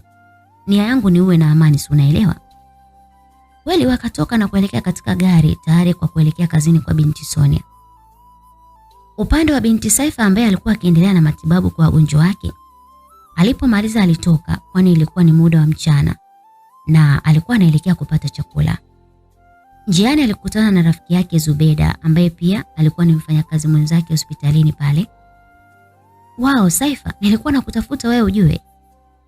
Mbona mimi nipo? Sema tu leo nilikuwa busy kidogo dia wangu na wagonjwa. Lakini sasa hivi nimeshamaliza. Twende basi tukapate chakula. Hapana Saifa, mimi nina haraka. Natakiwa kurudi nyumbani. Yaani hapa leo nilikuwa nakutafuta wewe tu. Kuna kadi hii hapa nimekuletea. Leo jioni natolewa mahari na kuvalishwa rasmi pete ya uchumba. Kwa hiyo nilikuwa nakupa mwaliko ufike ndugu yangu. Jamani hongera sana mami. Na achaje kufika, wala usijali. Basi wewe wahi ukafanya maandalizi. Waliagana na Saifa akaendelea na safari yake. Alijikuta akitokwa na chozi kwa kitendo kile kuona marafiki zake wakiolewa. Yeye umri wake umeenda lakini hapati bahati hiyo. Pamoja na urembo na pesa alizokuwa nazo, lakini bado bahati ilikuwa inapishana naye. Alitafakari sana, akamkumbuka Gray ambaye ndiye kijana pekee aliyetokea kumpenda. Lakini alikataa kutokana na kumuona ana hali ngumu ya kipato. Alikumbuka siku ya kwanza kukutana na Agrey. Saifa alikuwa anatoka katika safari zake. Ghafla tu tairi lake la gari upande wa mbele lilipata hitilafu. Alishuka na kwa bahati nzuri pale palikuwa karibu sana na gereji. Kwa hiyo alikimbia pale na kuwakuta mafundi wengi sana. Alibahatika kuongea na fundi mmoja wapo ambaye ndiye kijana Agrey. Alimuelezea shida yake. Haraka wakaelekea kulitazama gari. Agrey alimsaidia akamtengenezea na hakutaka malipo. Lakini aliomba namba ya simu ya bibie wawasiliane ili kama itatokea hitilafu tena basi wawasiliane. Na ndipo kuanzia siku hiyo Agrey alivutiwa na yule binti. Alitamani amuoe lakini Saifa hakuridhia. Na hii ni kutokana na hali ambayo alionekana kuwa nayo. Agrey ilikuwa ni hali ya chini sana. Na baada ya kuona hilo Saifa akaona kama hawaendani kabisa. Na hivyo ndivyo ambavyo ilivyokuwa msikilizaji. Bibi Saifa alitamani sana apate mume ambaye atakuwa tajiri mwenzake na ndiye amuoe, lakini hakufanikiwa kabisa. Nina nini mimi? Mbona wanaume matajiri hawanifati? Natamani na mimi niolewe kama, au nimkubalia Agrey alafu nitambadilisha awe na maisha mazuri. Lakini nitaanzaje wakati nimeshamtukana sana na kumjibu majibu mabaya? Alibaki akijiuliza bibi Saifa. Alisahau ule msemo unaosema unaposema wa nini, wapo wanaosema watapata lini. Upande wa Benjamin akiwa na bosi wake walifika katika mahali ambapo walipakusudia. Walienda na kumkuta mlinzi ambaye alikuwa akilinda mahali pale. Yule kijana alimsogelea mlinzi akazungumza naye. Habari yako? Salama, karibu. Asante, mimi sina shida ya kiofisi, lakini najua ulikuwepo hapa asubuhi. Na pia uliona kile ambacho kilitokea. Mimi ndiye yule ambaye nilikuwa na gari niliyetaka kumgonga yule binti. Sijui unanikumbuka? Ndio nakumbuka, yule binti anaitwa Sonia na anafanya kazi hapa. Okay, kama hautojali naweza kuonana naye? Ndiyo, hakuna tatizo, pita ndani yupo. Hapana, kama hautojali tafadhali. Kama hautojali naomba niitie hapa nje. Basi yule mlinzi alikubali, akaingia ndani. Alienda akamtafuta Sonia na kwa bahati nzuri Sonia alikuwa akiteremka chini kwenda kununua chakula kwa sababu ilikuwa tayari ni mchana. Akakutana uso kwa uso na ule mlinzi. Afadhali nimekuona dada, samahani, kuna mgeni wako nje. Sonia alishtuka sana. Mgeni? Mgeni gani? Ni yule aliyetaka kukugonga na gari leo asubuhi. Sonia alizidi kushtuka kwa sababu alimkumbuka yule kijana jinsi alivyomfokea. Alionekana ni mkali sana. Alihisi huenda kaja pia kumsema kwa uzembe ambao aliufanya. Hapana kaka, siwezi kutoka nje, namuogopa sana. Kamwambia hujanikuta. Hapana dada, sio hivyo. Kwa jinsi nilivyomuona amekuja kistaarabu sana. Nakusii tu ukamsikilize. Basi Sonia akapata moyo, akatoka nje kuelekea huko alipo ule kijana. Kweli alipofika nje alimkuta akiwa na rafiki yake, akawasalimia, habari zenu? Wote wakaitikia salama. Samahani kwa usumbufu dadangu, ila imenilazimu kurudi hapa tena kwa ajili ya kukufuata wewe. Kiukweli najutia na ninajiona mkosaji sana. Naomba unisamehe sana dadangu. Nilijisikia vibaya sana kusikia mtu mmoja akisema kwamba alikuwa kosa lako ni kwamba tu una matatizo. Najutia sana na naomba unisamehe sana sana sana.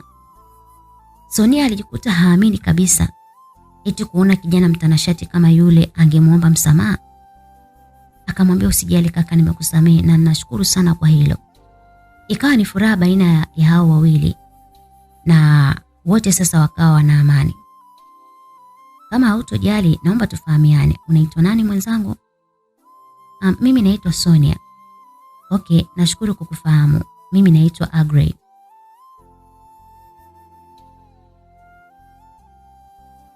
Msikilizaji, mambo yanazidi kupamba moto. Hatujui kama ni Agrey ambaye ndiye alikuwa akimtaka bibie Saifa. Na wakati huo huo Saifa amekata shauri. Anasema kwamba anataka amrudie bwana Agrey, amtengenezee maisha na aweze kumuoa. Mimi na wewe hatujui msikilizaji. Sijui itakuwaje msikilizaji. Basi walifahamiana wote, lakini Sonia kutokana na mazingira yake aliona ni aibu sana kusimama na kuongea na mvulana kiasi kile. Aliona ni heri afupishe mazungumzo ili yule kijana aweze kuondoka. Sawa kaka, nashukuru kwa kuja. Naomba basi nikaendelea na majukumu ya kazi. Ni sawa, lakini kama hautojali naomba namba zako, tunaweza tukawa tunawasiliana kama marafiki. Sonia alijisikia aibu sana. Hapana kaka, itakuwa ni ngumu, alijibu Sonia kwa aibu, kisha akakimbia kuelekea eneo la ndani. Agrey alipomtazama alijua fika binti anasumbuliwa na aibu. Basi akaona asifanye pupa, kwani unaambiwa polepole ndio mwendo.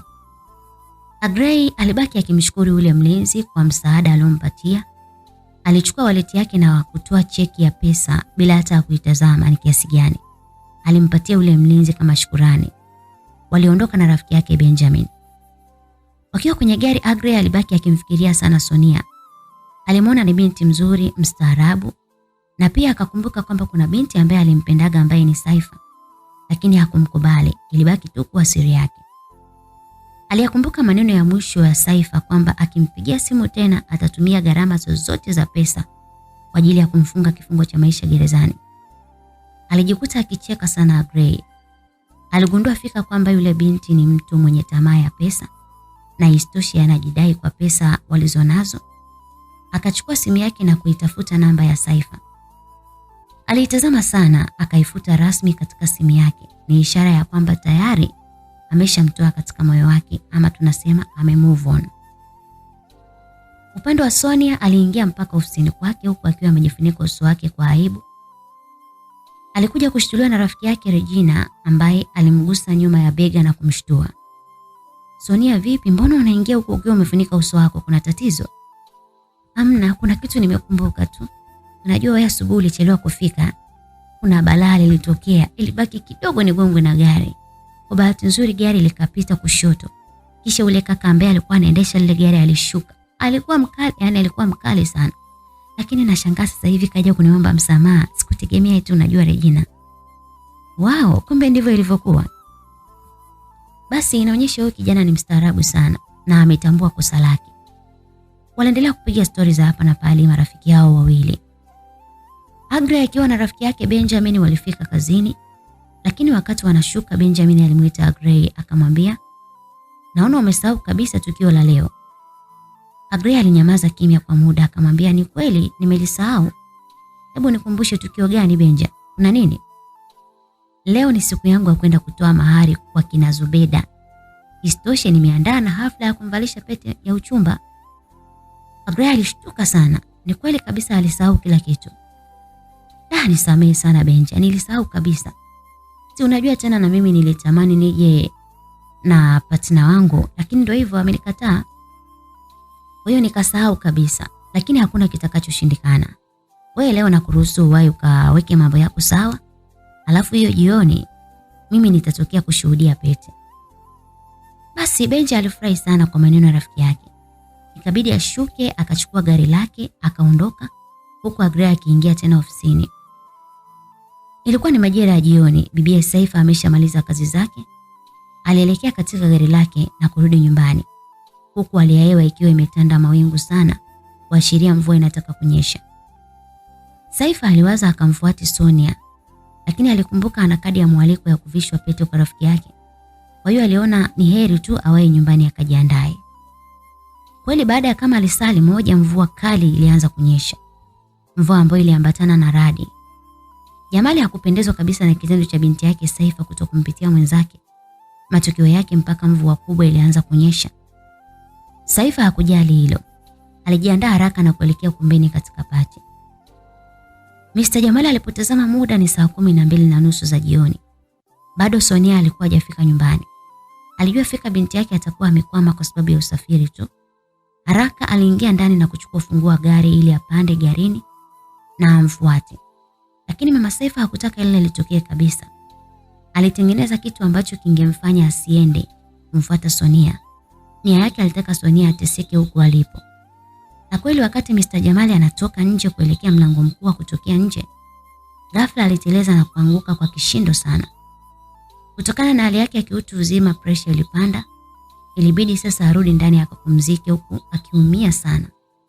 Kumbe bwana mama Saifa alimwaga mafuta ya kula ili kusudi tu mmeo aweze kuanguka.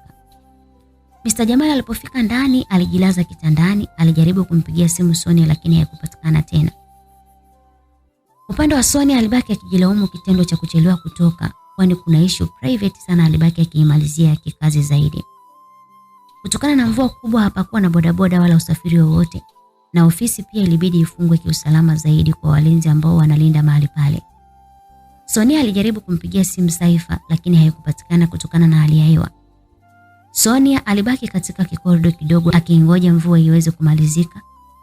Japo mvua ilikuwa inapepea kweli kweli na ilikuwa ikimloanisha kidogo, lakini hakuwa na budi.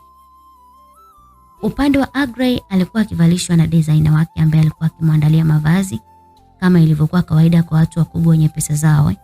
Alipendeza kiasi kwamba kila alipokuwa akipita hakuna mwanamke ambaye angeacha kumtazama. Alikuwa akielekea katika pati ya rafiki yake Benjamin ya kumvalisha pete mchumba wake Zubeda. Kwa hiyo alitoka na kuelekea katika gari akiwa na dereva wake, na nyuma alikuwa na mlinzi wake ambaye alikuwa akimlinda. Walipanda kwenye gari tayari kwa safari, lakini ghafla alijikuta akimfikiria tena yule binti ambaye ni Sonia. Alitamani angempa namba zake angempigia, lakini hakumpa. Alijikuta anamuwaza mpaka akasahau kumpa dereva amri ya kuanza safari. Kwa hiyo walibaki wamekaa tu kwenye gari. Dereva wake ikabidi amshtue kwa sababu alimuona bosi wake ni kama mtu mwenye mawazo sana. "Bosi vipi, tuanze safari au?" Ndipo Agrey akazinduka kutoka kwenye mawazo akamjibu, "Ya, lakini nataka upitie njia ya barabara ya 12 kwenye ile ofisi ambayo inashughulika na mambo ya sheria." Agrey alijikuta akitamani kupita tu japo akapaone tena ile eneo ambalo yule binti alitokea kumpenda. Japo apaone tu aridhike bila kujua kwamba Sonia yupo bado pale. na amesimamishwa na mvua. Basi dereva haraka alianza kuendesha gari kuelekea alipoelekezwa na bosi wake.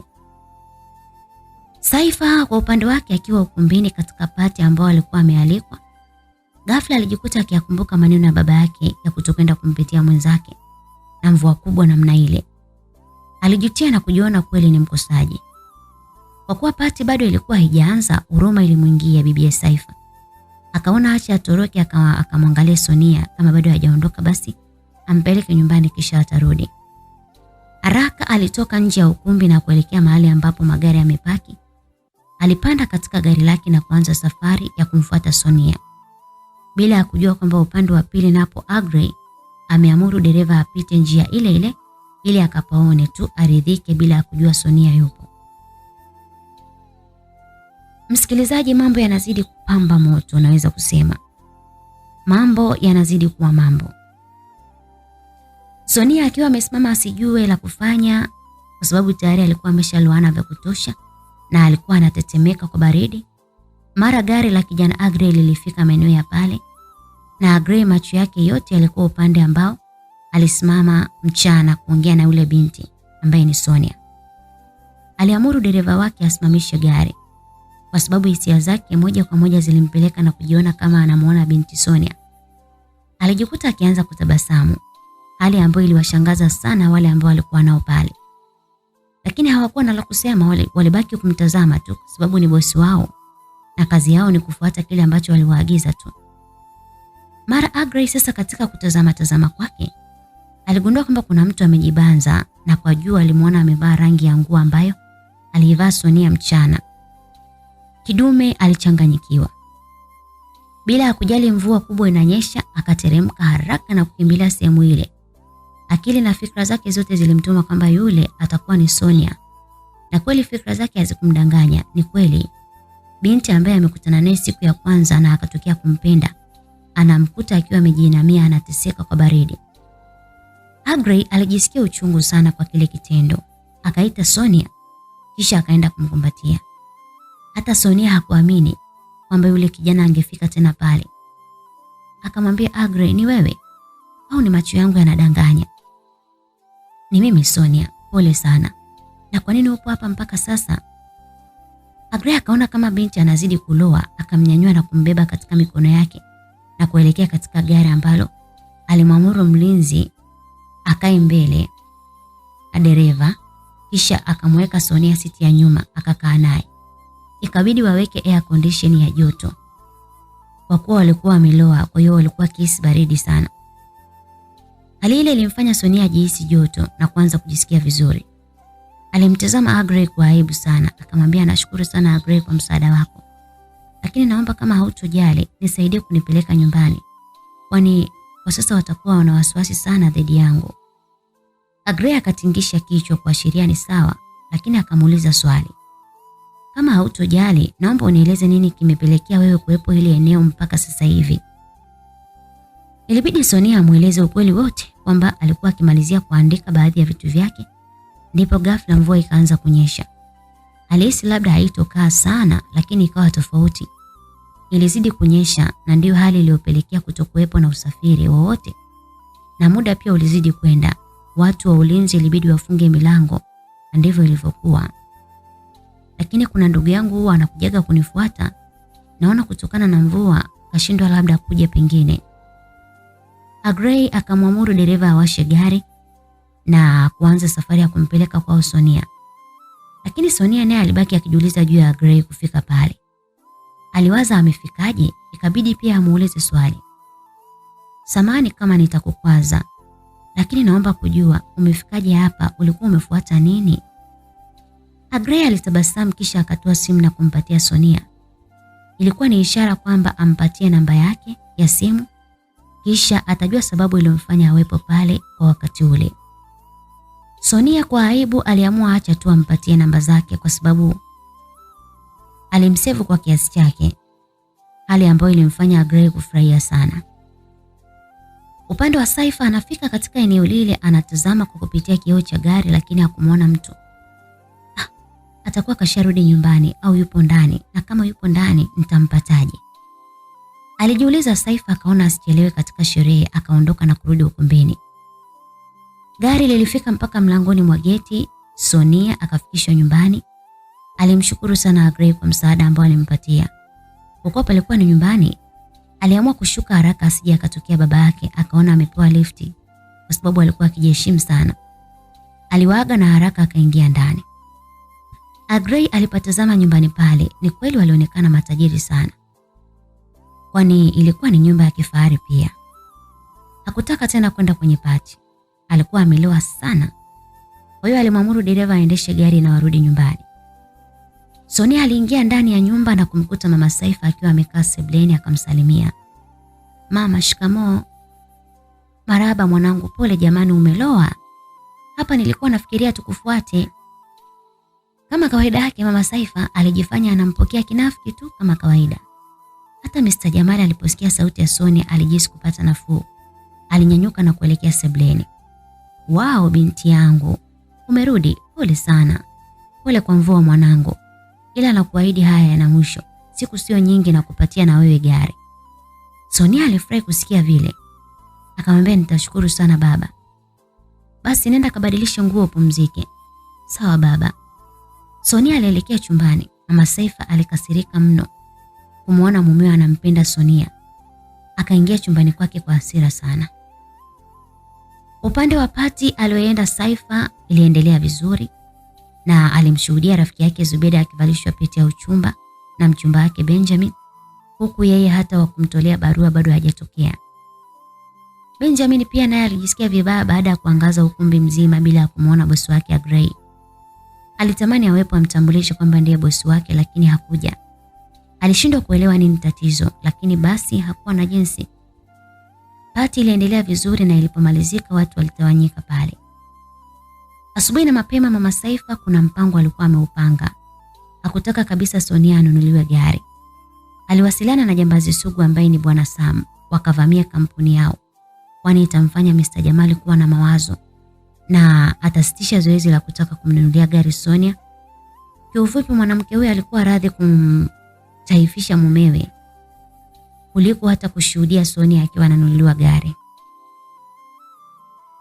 Kweli Mr. Sam bila ya kuchelewesha aliwaamuru majambazi wake haraka, akiwemo na binti Mia pia. Aliwaamuru kuwahi ndege na kuelekea Dar es Salaam kwa ajili ya kufanya kazi ambayo wameagizwa kufanya. Majira ya usiku tayari watu wengi walikuwa wamelala. Kwa hiyo binti Mia aliakti kwamba amevaa mavazi machafu na pia anatafuta mahali pa kulala. Alielekea mpaka nje ya kampuni na kujifanya akajiegesha pale. Walinzi wa eneo hilo wakafika na kumtazama yule binti, iweje analala pale? Kumbe bwana alifanya hivyo kwa ajili ya kuwapa wenzake mwanya wa kufanya kazi. Na kweli wale walinzi huko akiwa wanaongea na yule binti, huko ndani palivamiwa, vikachukuliwa vitu muhimu vyote. Walikimbia bila hata ya wale walinzi kujua kitu. Ikabidi wamwachie yule binti alale pale, kwa sababu waliwaambia yeye ni yatima. Na walipoondoka tu, binti naye alinyanyuka na kuwafuata wenzake wakaondoka. Habari zilianza kujulikana asubuhi baada ya wafanyakazi walioajiriwa na Mr. Jamali kufika ofisini na kugundua vitu vya muhimu sana vimeibiwa vyote. Haraka ilibidi wampe taarifa bosi wao Mr. Jamali. Alijikuta akipatwa na mshtuko. Alitoka haraka kwenda kujionea. Ni kweli takriban ya vitu vyenye thamani ya milioni 500 vilikuwa vimepotea. Na sasa kampuni ilikuwa haitoweza kuendelea tena. Bwana Jamali alichanganyikiwa sana. Alishindwa kujua ni nani aliyefanya hivyo, bila ya kujua ni mkewe kabisa wa ndoa. Na sababu kubwa ilikuwa ni roho mbaya tu. Habari zilimfikia mpaka Agrey kwamba kampuni ya Bwana Jamali imevamiwa. Alishtuka sana, japokuwa hakumfahamu kabisa Jamali, lakini alikuwa akimsikia tu. Alishtushwa na zile habari, alikaa akatafakari. Akamfikiria binti Sonia kwamba ni mwanasheria. Aliona acha azungumze naye, ikiwezekana hii kesi aisimamie yeye, kujua ni nani ambaye amefanya uhalifu huo. Aliona njia hiyo itamfanya pia kuwa karibu sana na bibi Sonia na hatimaye kumweleza kile ambacho kipo moyoni mwake. Kiukweli alitokea kumpenda sana. Alichukua simu yake na kumpigia Sonia. Kwa wakati huo Sonia alikuwa kwenye majonzi mazito juu ya kile ambacho kimetokea. Ghafla alisikia simu yake ikiita na ilikuwa ni namba ngeni, akaipokea. Halo? Halo, habari yako Sonia? Salama, nani mwenzangu? Mimi Agrey. Sonia alipojua kwamba ni Agrey ilibidi anyanyuke na kwenda kuzungumza pembeni kwa sababu alikuwa amekaa na watu. Agrey, mwenzako nimepata matatizo, sipo sawa. Nini tatizo? Baba yangu mlezi aliyenilea Mr. Jamal, kampuni yake imevamiwa. Na ndipo Agrey akagundua kwamba huyo Mr. Jamali anayemsikiaga kumbe anaishi na Sonia. Akamwambia, nimezisikia hizo habari lakini sikujua kama ni huyo baba yako, lakini kama hautojali tuonane sasa hivi. Tuonane mimi na wewe ofisini kwangu tuzungumze. Lakini hapo nyumbani usiwaambie.